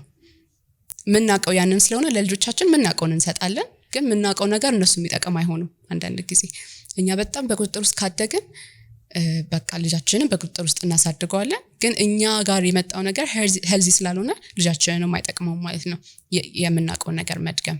ሁለተኛ ደግሞ አንኮንሺየስሊ ሴም እኛ ላይ የደረሰውን ጉዳት ፕሮጀክት ስናደርግ ደግሞ ልንገኝ እንችላለን። ለምሳሌ እኔም በቴራፒ ሴሽን ውስጥ በጣም ብዙ ይገጥመኛል። ልጁ ምናልባት ትንሽ ነው፣ ውሃ ይሆናል የደፋው ወይ ብርጭቆ ሊሆን ይችላል የሰበረው። ግን ከተፈጠረው ሁኔታ ጋር የማይገናኝ በጣም የተጋነነ ኤክስፕሎድ ያደርጋሉ እናቶች። በጣም የተጋነነ ስሜት አገላለጽ ውስጥ ይገባሉ እና በኋላ ላይ ደግሞ ጸጸት ውስጥ ይገባሉ። ምን ሆኜ ነው? በጣም ቀላል ነገር ነበር እኮ ብለው ማለት ነው። ምንድነው ፕሮሰስ ያልተደረገ ኢሞሽን ስላለ እነሱ ጋር አንዴ ሰፕረስ የተደረገ የታፈነ፣ አንዴ ዲና ያደረጉት እንዳልተፈጠረ የረሱት ነገር ብዙ ነገር ስላለ እንዳልኩሽ የቅርባችን የሆነ ሰው ላይ ነው ኤክስፕሎድ ልታረግ የሚችል ልጆች ላይ ምክንያት ነው የሚፈልገው መውጫ። ስለዚህ ፕሮጀክት ይደረጋል ልጆቻችን ላይ ማለት ነው። ስለዚህ ባንድም ሆነ በሌላ በእያንዳንዱ ግንኙነቶቻችን ውስጥ መታየቱና ማንፈስ ማድረጉ የሚቀር ነገር አይደለም። ወይዘይ በጣም ከባድ ነገር ነው። በየቀኑ ህይወታችን ውስጥ አፌክት ሊያደርገን ይችላል በደንብ እያንዳንዱ ሪሌሽንሺፖቻችን ላይ፣ ወላጅነታችን ላይ። ሌላ ደግሞ ያላነሳሽው አንድ የረሳሽው ፓርት ብዬ ማስበው ራሱን ላለመድገም ሲሉ ደግሞ ሌላ አይነት ጥፋት ነው። እሱም ሌላ ለምሳሌ በጣም ኮንትሮሊንግ የሆነ ፋሚሊ ውስጥ ያደገ ሰው ደግሞ ኮምፕሊትሊ ምንም ኮንትሮል ወደ አለማድረግ በጣም ሙሉ ነፃነት ወደ መስጠት ደግሞ ሊመጣም ይችላል እና እሱም ደግሞ ልክ አይደለም። ይሄኛውም ልክ አይደለም፣ ያኛውም ልክ አይደለም። መጀመሪያ ከራስ ጋር መስመር ውስጥ መግባት ጠቃሚ ነው ብዬ አስባለሁ። ያንን የማሳደግ ልጅን በምን ላሳድገው ብለው ሲያስቡ እኔማ ባደኩበት መንገድ አላሳድገውም ብለው ላይክ ፍጹም ደግሞ ሌላ ፖል ውስጥ ሌላኛው ተቃራኒ ላይ ያደርጉታል። ሄልዝ የሆነውን መንገድ አይደለም ስቲል እሱም ልክ አይደለም። እንዳልሽ ልጆችም ደግሞ ሲለቀቁ ጋይድ መደረግም ደግሞ ስላለባቸው ዝም ብለ ልጆችን መልቀቃችን በራሱ ደግሞ የሚፈጥረው ነገር አለው ማለት ነው። ታዲያ አሁን ብዙ ችግሮችን አነሳን። እንዴት ነው መዳን የሚቻለው? መዳንስ ይቻላል ወይ? መዳን ይቻላል፣ ሂል ማድረግ ይቻላል። ግን ለሂሊንግ ያለን ራሱ አንደርስታንዲንግ ምን አይነት ነው? መዳን ሲባል ልክ አሁን መርፌ ወስዶ ወይ ኪኒን ወስዶ ዳን እንደምንለው አይደለም። አንዳንድ ጊዜም ቴራፒ ሴሽን ላይ ሁሌ የምጠይቃቸው ነገር ምን ኤክስፔክት ታደርጋላችሁ ብዬ ነው። ምክንያቱም በቃ በአንድ ሴሽን ደህና ሆኖ 40 ዓመት 50 ዓመት የተኖረ ህይወት ደህና ሆኖ መውጣት የሚፈልጉ ሰዎች ሊኖሩ ይችላሉ። ስለዚህ ሂሊንግ በራሱ በጣም ፕሮግረስ የሚፈልግ ነገር ነው። ቀስ በቀስ እየታደገ እየለወጥን እያስተካከልን የምንሄደው ነገር ነው። በአንድ ቀን ሰርተን የምናድረው ነገር አይደለም። ይህንን ደግሞ በደንብ የሚደግፍልን ነገር ኒውሮፕላስቲሲቲ የሚባለው ኮንሰፕት ነው፣ ሳይንስ ነው። ምን ማለት ነው? በፊት ላይ ምን ተብሎ ነበር የሚታሰበው? ላይክ አይምሯችን የሰራበት ወይም የያዘው መንገድ ፊክስድ ነው ተብሎ ይታሰብ ነበር። ያደግንበት መንገድ በቃ እንደዛ ነን፣ የሆነ ነገር ካወቅን በቃ እንደዛ ነን፣ ፊክስድ የሆነ ነገር ነው ነርቨስ ሲስተማችንም አይምሯችንም። አሁን ላይ ያሉ ሪሰርቾች ግን በደንብ የሚደግፉት ነገር ምንድነው? ኢንቴንሽናሊ እስከሰራንበት ድረስ አይምሯችን እንደ አዲስ ሪዋየር ማድረግ ይችላል። ትረስት ኢሹ ካለብኝ ሰዎችን ማመን የማልችል ከሆነ ስሩ ፕሮሰስ የተለያዩ ሂሊንግ ሜካኒዝሞችን በመጠቀም ሰዎችን ወደ ማመን መምጣት ይችላል። አይምሮ ሪዋየር ማድረግ ይችላል የሚለው ኮንሰፕት ነው። ቴራፒ ላይም ትልቁ ተስፋ እሱ ነው፣ ኒውሮፕላስቲሲቲ ነው። የሆነ የለመድነው ኦልድ ፓተርን አለ፣ ያልጠቀመን ሰርቫ ያላደረገን የሆነ የተጎዳንበት ነገር አለ።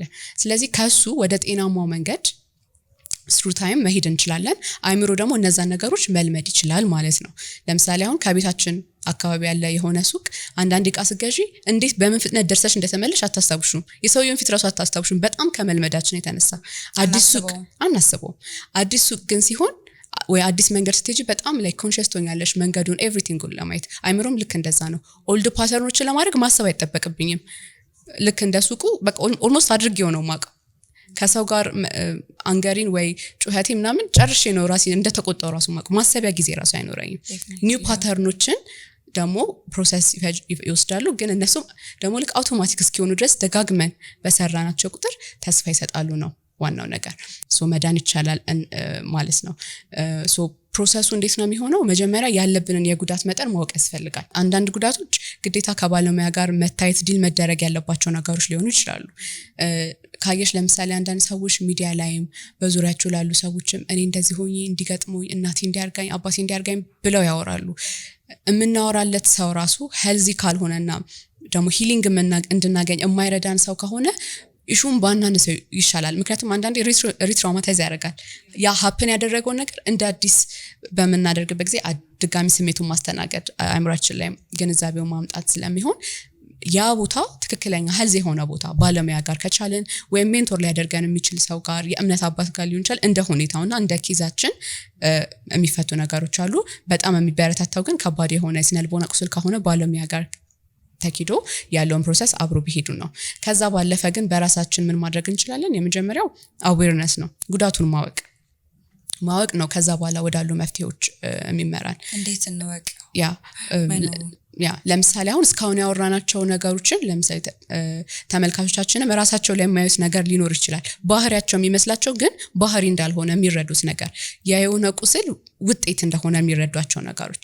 ስለዚህ ከልጆቻችን ጋር ኢንተራክት የምናደርግበት መንገድ፣ ከራሳችን ጋር ያለን ግንኙነት፣ ከምንወዳቸው ሰዎች ጋር ያለን ግንኙነት ጤናማ አለመሆኑን ስናውቅ ያ ከምን መጣ የሚለውን ነገር ኮንሺየስ መሆን ለነዛ ባህሪዎቻችን ይሄ አዌርነስ ነው፣ ራስን ማወቅ ማለት ነው።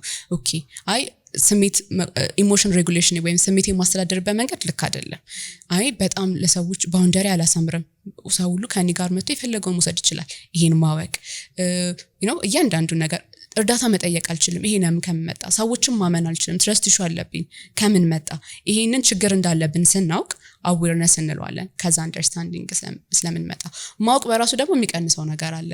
ምክንያቱም ልጄ ላይ አሁን የማደርገው ነገር ጉዳት እንደሆነ ካወቅኩ እኔ እንኳን ባልድ አትሊስት ሰው እንዴት ነው ማድረግ ያለብኝ የሚለውን ወደ መፍትሄዎች እንዳይ ስለሚረዳኝ ካወቅን በኋላ ሁለተኛው ፕሮሰስ ማድረግ ነው። ኢሞሽን ፕሮሰሲንግ ነው። ኢሞሽን ፕሮሰሲንግ የምንለው አሁንም እንዳልኩት እንደ ሲቨሪቲ ይለያያል። ለሁሉም ኬዝ አፕላይ የሚደረግ አይደለም። ከባለሙያ ቀጥሎ ደግሞ ራሳችን የሚሰማን ነገር ለማወቅ ሞከር፣ ከራሳችን ጋር ጊዜ መውሰድ፣ ጆርናል ማድረግ በጣም ስለሚረዳ ማለት ነው። ምን እየተሰማኝ ነው? በግንኙነቴ ውስጥ ምን እየተሰማኝ ነው? የኔ ቫልዩ ምንድነው? ምን እፈልጋለሁ? ከራስ ጋር እንደ አዲስ መተዋወቅ። ምክንያቱም አብዛኞቻችን እድሜያችን ይሄዳል እንጂ ከራሳችን ጋር ራሳችን ምን ያህል እናውቀዋለን ብንል አላውቅም። ምንድነው የምወደው ነገር? ቫልዩ የማደርገው ነገር በህይወቴ ምንድነው? ራሴ ማድረግ ለምፈልገው ሰው የሚጠቅመኝ ግንኙነት ምን አይነት ነው? ሰርቭ የማያደርገኝ ግንኙነት ምን አይነት ነው ብለው ጆርናል ቢያደርጉ፣ በደንብ ቢወስዱ፣ ከራሳቸው ጋር ጊዜ እረፍት መውሰድ ራሱ አንዳንድ ጊዜ በጣም ጥሩ ነው። ይሄ ራሴ ላይ ካከምኩት ነገር አንዱ ነው። እረፍት መውሰድ ወይም ማረፍ ጸጸት ውስጥ የሚከተን ሰዎች እንኖራለን አይደል? ሁሉ ጊዜ የአእምሮ ቁስል ነው። ዴፊኒትሊ መታከም ያለበት ነገር 24/7 ስራ ላይ በቃ ተነሳሽ ስራ ላይ መሆን አለብሽ። ለራሽ ጊዜ መውሰድ የማይታሰብበት ሁኔታ አለ። ስለዚህ እረፍት መውሰድና ኢሞሽን ፕሮሰስ ማድረግ ይመረጣል። ሶስተኛው ደግሞ ግንዛቤን እንደ አዲስ ሪፍሬም ማድረግ። ምክንያቱም ባህሪዎቻችንም ሆነ የምናደርጋቸው ነገሮች የመጡት ከእምነታችን ነው ብለን አይደል? ስለዚህ ምንድነው ማምነው ስለራሴ? እኔ ጋር የተዛቡ እምነቶች ምንድናቸው? እንደ አልረባም የሚል እምነት ካለ፣ አልጠቅምም የሚል እምነት ካለ፣ ሰዎችን ያለማመን ራስንም ያለማመን ነገሮች ካሉ እኛ ጋር ያሉ እምነቶችን በደንብ ማወቅ አንዳንዴ ስለማናቅ ነው። ስለዚህ ያ ነገር ከየት መጣ፣ ምን ማድረግ አለብኝ የሚለውንም ነገር ግንዛቤያችንን ሪፍሬም ማድረግ በጣም ይመከራል። ከዛ ጋር ደግሞ ተያይዞ የተለያዩ ደግሞ የባህሪ ህክምናዎች አሉ። ከሰልፍ ኬር ይጀምራል። ሰልፍ ኬር ማለት መብላት፣ ጥሩ ምግብ መብላት ወይ ጥሩ ቦታ መሄድ ብቻ አይደለም። ኢሞሽናሊ በጣም ከሚያቆስሉን፣ ደስተኛ እንዳንሆን ከሚያደርጉን ግንኙነቶች ፖዝ ከማድረግ ይጀምራል። ራሳችንን እንድናጣ የሚያደርጉን መኖር እንዳንፈልግ ከሚያደርጉን ሁኔታዎች፣ ስራ ሊሆን ይችላል፣ ሰው ሊሆን ይችላል፣ እነሱን ፖዝ አድርጎ ከመጀመር ሊሆን ይችላል። ኢሞሽናችንን ፕሮሰስ ከማድረግ የምንወደውን ቀላል የሚመስሉ ሆቢዎችን ማድረግ ከመጀመር ሊሆን ይችላል። ባውንደሪ ክሊር የሆነ ባውንደሪ ሴት ከማድረግ ሰዎች ጋር ነው የምንለው ነገር ሊኖር ይገባል። እሺ የምንላቸው ነገር ቫልዩ የሚኖረው ወይም ትክክል የሚሆነው አይ የምንላቸው ነገር በሚያከብሩበት ልክ ነው። የሆነ ነገር ስነግርሽ አይ ይሄ ነገር አይስማማኝም ብዬ ስነግር እሱን ስታከብሪልኝ you deserve my yes ማለት ነው። አዎ የምላቸው ነገሮች። ስለዚህ ባውንደሪያችንን በጣም ቼክ ማድረግ አለብን። ኖ ማለት ያሉብን ነገሮችን ኖ ማለት አለብን። ስለዚህ እንደዛ እያለን እንዳሉብን ችግር እንዳለንበት ሁኔታ ሂሊንግ በጣም ፕሮግረስ ስለሆነ በአንድ ናይት አለመጠበቅ፣ እያንዳንዱን ትንሽ በትንሽ እያደረጉ ለመስራት መሞከር ነው። ሌላው ግን ዋናው ሪሌሽንሺፖቻችን ላይ መስራት ነው። በቻልን መጠን ሂሊንግን ወይም መዳንን ስናስብ ሆሊስቲክ ማድረግ ይኖርብናል። ስሜታችን ላይ ብቻ አይደለም የምንሰራው፣ ወይ መጽሐፍ ማንበብ ብቻ አይደለም፣ ወይ ግንዛቤ ማግኘት ብቻ አይደለም። ሁሉም ነገራችን ላይ መሆን አለበት። ስሜት ላይ ሊሆን ይችላል። ኢቭን አንዳንዴ አካላዊ ነገሮች ላይ ስናደርግ ቦዲ ቱ ማይንድ ኮኔክሽን አለ አይደለ? ሰውነትና አካል ድሮ ላይክ እንደ ሁለት ሲስተም ነበር፣ ግን አሁን አንድ ሲስተም ናቸው። ሰውነታችን ሴፍቲ ሲሰማው አእምሯችን ባይ ዲፎልት ሴፍ ለዛ ነው ሜዲቴሽን ብሪዝ ወርክ የምንሰራው። ስለዚህ አካላችንን ጤናችንን መንከባከብ፣ እንቅልፋችንን ቼክ ማድረግ፣ ግንኙነቶቻችንን ቼክ ማድረግ፣ ስፒሪቹዋል ያለንን ነገር ቼክ ማድረግ። ባይ ዘ ዌይ ስፒሪቹዋሊ ራሱ ስትሮንግ መሆን አንደኛ የመጋለጥ እድልን ይቀንሳል። ይሄ ጥናቶች የሚደግፉት ነገር ነው። ከተጋለጥን በኋላ ደግሞ የመዳን እድላችን ደግሞ ይጨምራል። ምክንያቱም ሁሌ ሆፕ አለ ብዙ ጊዜ ስፒሪቹዋሊ ስትሮንግ በምንሆንበት ጊዜ ግንኙነቶቻችን ላይ መስራት እያንዳንዱ አስፔክቶቻችን ላይ እንዳለንበት ሁኔታ በምንሰራበት ጊዜ ሞር ሂሊንግ ማምጣት እንችላለን ማለት ነው። ሂሊንግ ፕሮሰሶችን እያወራን ማለት ነው። ስለ ጆርናል አንስተሽ ነበርና ጆርናል ምን እንደሆነ ማያቅ ሰው አለ ብዬ አስባለሁኝና ከምን ጀምረው ምን ይጻፉ? እሺ ወረቀትና እስክሪብቶአቸውን ይዘው ምን ይጻፉ? ለምሳሌ አሁን ያለንበት ጊዜው ራሱ በጣም ብዙ ሪሶርስ አለ እጃችን ላይ ካለው ስልክ መጀመር ይችላሉ። ይሄንን ጋይድ የሚያደርጉ ብዙ ዩቲዩብ ላይ በጣም ብዙ ቪዲዮዎች አሉ። ይሄ ምንም ለማያውቁ አዲስ ሀሳብ ለሆነባቸው እነሱ ነገሮች ሞር ቢያዩ በደንብ አንደርስታንድ ያደርጉታል ከምን መጀመር እንዳለባቸው። ስለ ጻፉ ብቻ አይደለም፣ ለምንድን ነው የሚጽፉት፣ ምንድነው መጻፍ ያለባቸው፣ ፔኑን ነው የሚጽፉት፣ ምን ነው የሚጽፉት የሚለውን ቪዲዮ ላይ ቢያዩና ቪዲዮዎችን ማግኘት ይችላሉ። በጣም ብዙ ጆርናል እንዴት ማድረግ እንዳለባቸው ለራሳቸው ስፔሲፊክ ሁኔታ ከስሜታቸው አንፃር ከግንኙነት አንፃር እንዴት ማድረግ እንዳለባቸው ጥቅሙን መጀመሪያ አንደርስታንድ ማድረግ አለባቸው፣ ጆርናል ራሱ ለምን እንደሚጠቅማቸው። ስለዚህ በጣም ሪኮመንድ አደርጋለሁ ቪዲዮችን እንዲያዩ፣ ራሳቸውን እንዲያስተምሩ። ከዛ ግን ሞር እያደረጉ በሄዱ ቁጥር ደግሞ እየተማሩት የሚሄዱት ነገር አለው በራሱ። ስለዚህ ምን ይሰማኛል ከሚለው ነገር ጀምሮ አሁን ላይ ምን እየተሰማኝ ነው፣ ምን እንዲሰማኝ እፈልጋለሁ፣ በእኔና በምፈልገው ህይወት ወይም በእኔና እንዲሰማኝ በምፈልገው ስሜት መካከል እየገቡ እየተቸገርኩ ያሉባቸው ጉዳዮች ምን ናቸው? ከቀደም አዌርነስ አላለም ከማወቅ። ስለዚህ እነዛ ነገሮች ከማወቅ ቢጀምሩ ሞር ያወቁት ላይ ደግሞ መፍትሄውን ለማግኘት ውስጥ ብዙን ስቴፕ ስለሚሄዱ በዛ መንገድ ማድረግ። ወደ ማዘርና ፋዘር ወንድ ላይ እንመለስና ኢነር ሰልፍ አለን አይደለ? ያንገር ሰልፍ አለን፣ የራሳችን በልጅነታችን የነበረችው ማለት ነው። ምን ብለን እንንገራት ለራሳችን? በፊት ነው የተፈጠረው፣ አሁን አድገናል።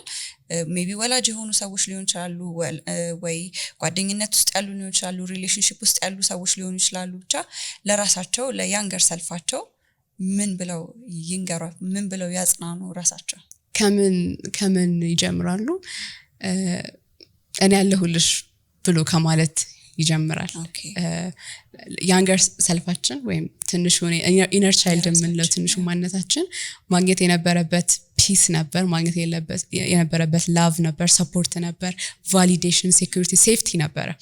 ሶ ያንን ማጣቱን አንደርስታንድ አድርገዋለሁ። አይ ሲ ዩ ከማለት ይጀምራል። አይሃለሁ፣ አይሻለሁ ከማለት ይጀምራል። ከዛ ደግሞ አለሁልሽ ከማለት ይጀምራል። ምክንያቱም አብዛኞቹ ነገሮች አልፈዋል። ባይ ዘ ዌይ አይደለ? ብዙ ነገሮቹ አልፈው ከዛ የተረፈውን ነገር ነው ይዘን እየተጎዳን ያለ ነው። አሁን ላይ ምናልባት የሚገርፈን አባት ላይኖር ይችላል። አሁን ላይ በጣም የምትቆጣ እናት የለችም ሊሆን ይችላል፣ በአካልም ወይም ደግሞ ከኛ አጠገብ። ግን ጉዳቱ አለ አሁንም በተመሳሳይ ሁኔታ። ስለዚህ አሁን እኔ ለራሴ አለሁኝ ከሚለው አሁን ሴፍ ኢንቫይሮንመንት ላይ ነኝ ብሎ ከማሰብ ይጀምራል። ባይ ዘ ዌይ አእምሯችን በጣም የሚገርመው ነገር ሴፍ እንድንሆን ሳይሆን ሰርቫይቭ እንድናደርግ ነው ሁሉንም ባህሪያችንን የሚያመጣው። ችግሩ ምንድነው? ታይሚንጉን አለማወቅ ነው። ያንን ለራሳችን ሴፍቲ ማስተማር ማለት ነው። እንደዛ ማድረጌ ያንን ጊዜ ሰርቫይቭ እንዳደርግ ረድቶኛል። አሁን ግን ያ አያስፈልግም። አሁን ሪላቲቭሊ ሴፍ የሆነ ኤንቫይሮንመንት ውስጥ ነኝ ከማለት ይጀምራል ያለንበትን ሁኔታ። ከዛ አክኖሌጅ ከማድረግ ፔናችንን። አንዳንድ ሰው ልክ ነህ፣ በጣም ከባድ ሁኔታ ውስጥ ነው ያለፍከው፣ በጣም ከባድ ሁኔታ ውስጥ ነው ያለፍሽው፣ ስሜትሽ ልክ ነው፣ ምንም አልተሳሳትሽም፣ እንደዚህ ማዘንሽ ልክ ነው መባል፣ ቫሊድ መደረግ በራሱ ትልቅ ሚኒንግ የሚሰጣቸው ሰዎች አሉ። ምክንያቱም ቫሊድ በመደረግ ውስጥ ስላልመጡ ማለት ነው። ስለዚህ የራሳችንን ፔን ቫሊድ ከማድረግ እንደዚህ የሆንኩበት ምክንያት ልክ ነው፣ ካለፍኩበት ሁኔታ አንፃር እኔ ጋር የደረሱ ቁስሎች እና እኔ ጋር የመጡ ስሜቶች ልክ ናቸው፣ አክሰፕት አደርጋቸዋለሁ ከማለት ይጀምራል ቫሊድ ከማድረግ።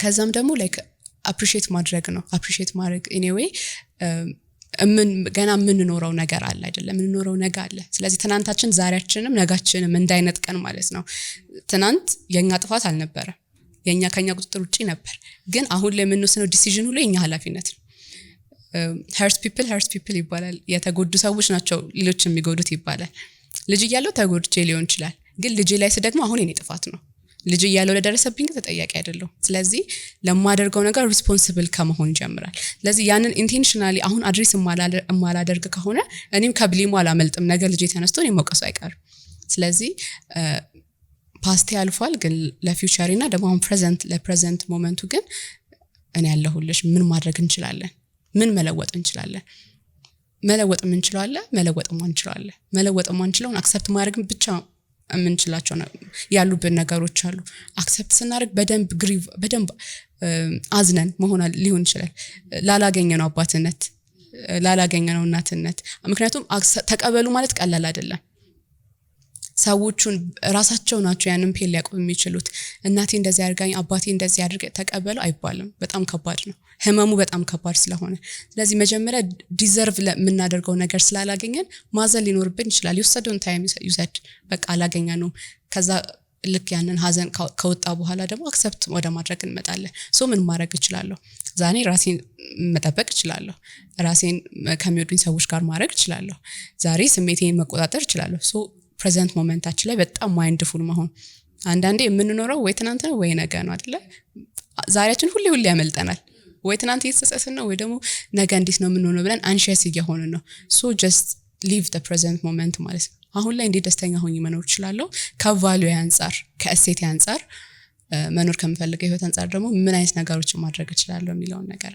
ማወቅ ራስን እንዳዲስ መታወቅ ልክ ለሌላ ሰው ባይዘው ይሄን ነገር ለሌላ ሰው እኮ አድርጉት ብንባል በጣም ቀላል ነው እናደርገዋለን ግን ለራሳችን ሲሆን ካደግንበትም ነገር አንፃር ይከብደናል አይዞሽ ለራሴ ለመንገር በጣም ይከብደኛል ወይ እንደ ሰልፍሽነትም ላይው ይችላልኝ ከመጣውበት ነገር አንፃር ለራሳችን መንገር ኢትስ ኦኬ ያልሽን ነው መንገር አለብን ራሳችን ማጽናናት አለብን ላለፍንበት ነገር ተጠያቂ እንዳልሆነን ኃላፊነቱ የኛ እንዳልሆነ ዛሬያችን እንዳይነጥቀን መጠንቀቅ አለብን በደንብ ቴራፒ ላይ ራሱ አንድ ፕሮሰስ አለ በጣም ምትወጃት ጓደኛሽ ብቶ ምን ታያለሽ ሲባል እንደዚህ ላታለው አይዞሽ አንዱም አንቺ ጥፋት አልነበረም ላታለው ላንቺ ሲባል አይመጣልሽም ይልንኮ ስለዚህ ሲምቦሊክ ማድረግ እንችላለን ልጆች ካለን ትንሽ የሴት ልጅ ካለችን ለሷ ልናረግ የምንፈልገውን ነገር ለራሳችን ማድረግ ማለት ነው ምክንያቱም ኢነር ቻይልዳችን ስቲል አለች ያንን ነገር እስካላገኘች ድረስ ለዛ ነው ምንም 50 40 ዓመት ይኖራል የሆነ ሰው በጣም አፕሪሺየት ሲያደርገን በጣም እንቦርቃለን አይደለ ደስ ይላል በራሱ ነገር ግን ያንዳንዶቻችን ከተባልነው በላይ ነው ስታምሪ መባል በቃ ቀኔ በጣም ሊያሳምረው ይችላል ስለዚህ ያንን ቫሊዴሽን ለራሳችን መስጠት ማለት ነው ስለዚህ ፕሮሰሱን ለመጀመር ከምንወዳቸው ሲምቦሊክ አድርገን መጀመር ይችላል በጣም እንወዳት ጓደኛ ካለችን ምንወደው ታናሽ ወንድም ካለን ለነሱ ምን እናደርግ ነበር እናውቃለን ምን ያህል ቸር እንደሆነንና እስከ ምን ያህል ድረስ መሄድ እንደምችል ያንን the same thing ለራስ ማድረግ ማለት ነው through process ግን እያደገና እንዴት ማድረግ እንዳለባቸው እየተማሩት ይሄዳሉ ያስባለሁ በጣም አመሰግናለሁ አንቺ ማግኘት የሚፈልጉ የስነ ልቦና የምክር አገልግሎት ማግኘት የሚፈልጉ ሰዎች አንቺን የት ማግኘት ይችላሉ እሺ አሁን ላይ ሪሊፍ ዌልነስ ሴንተር የሚባል የቴራፒ ሴንተር ውስጥ ነው እየሰራው የምገኘው ቦሌ ወሎ ሰፈር አካባቢ እንገኛለን ሶሻል ሚዲያ ላይ ደግሞ ጆይስ ኮርነር ብለው ኢንቦክስ ቢያደርጉልኝ ብዙ እዛ ላይ የምመልሳቸው መልሶች ስላሉ የፈለጉትን አይነት የስነ ልቦና ጥያቄዎችና አገልግሎት ማግኘት የሚፈልጉበት ሁኔታ ካለ እዛ ላይ ኢንቦክስ ማድረግ ይችላሉ ኦኬ በጣም ነው ማመሰግነው ጊዜሽን ስለሰጠሽን ካለሽ ዕውቀት ላይ ስላካፈልሽን ብዙዎች ይማሩበታል ብዬ አስባለሁኝ በጣም አመሰግናለሁ ቴንክ ዩ በጣም ስለጋበዛችሁ ቴንክ ዩ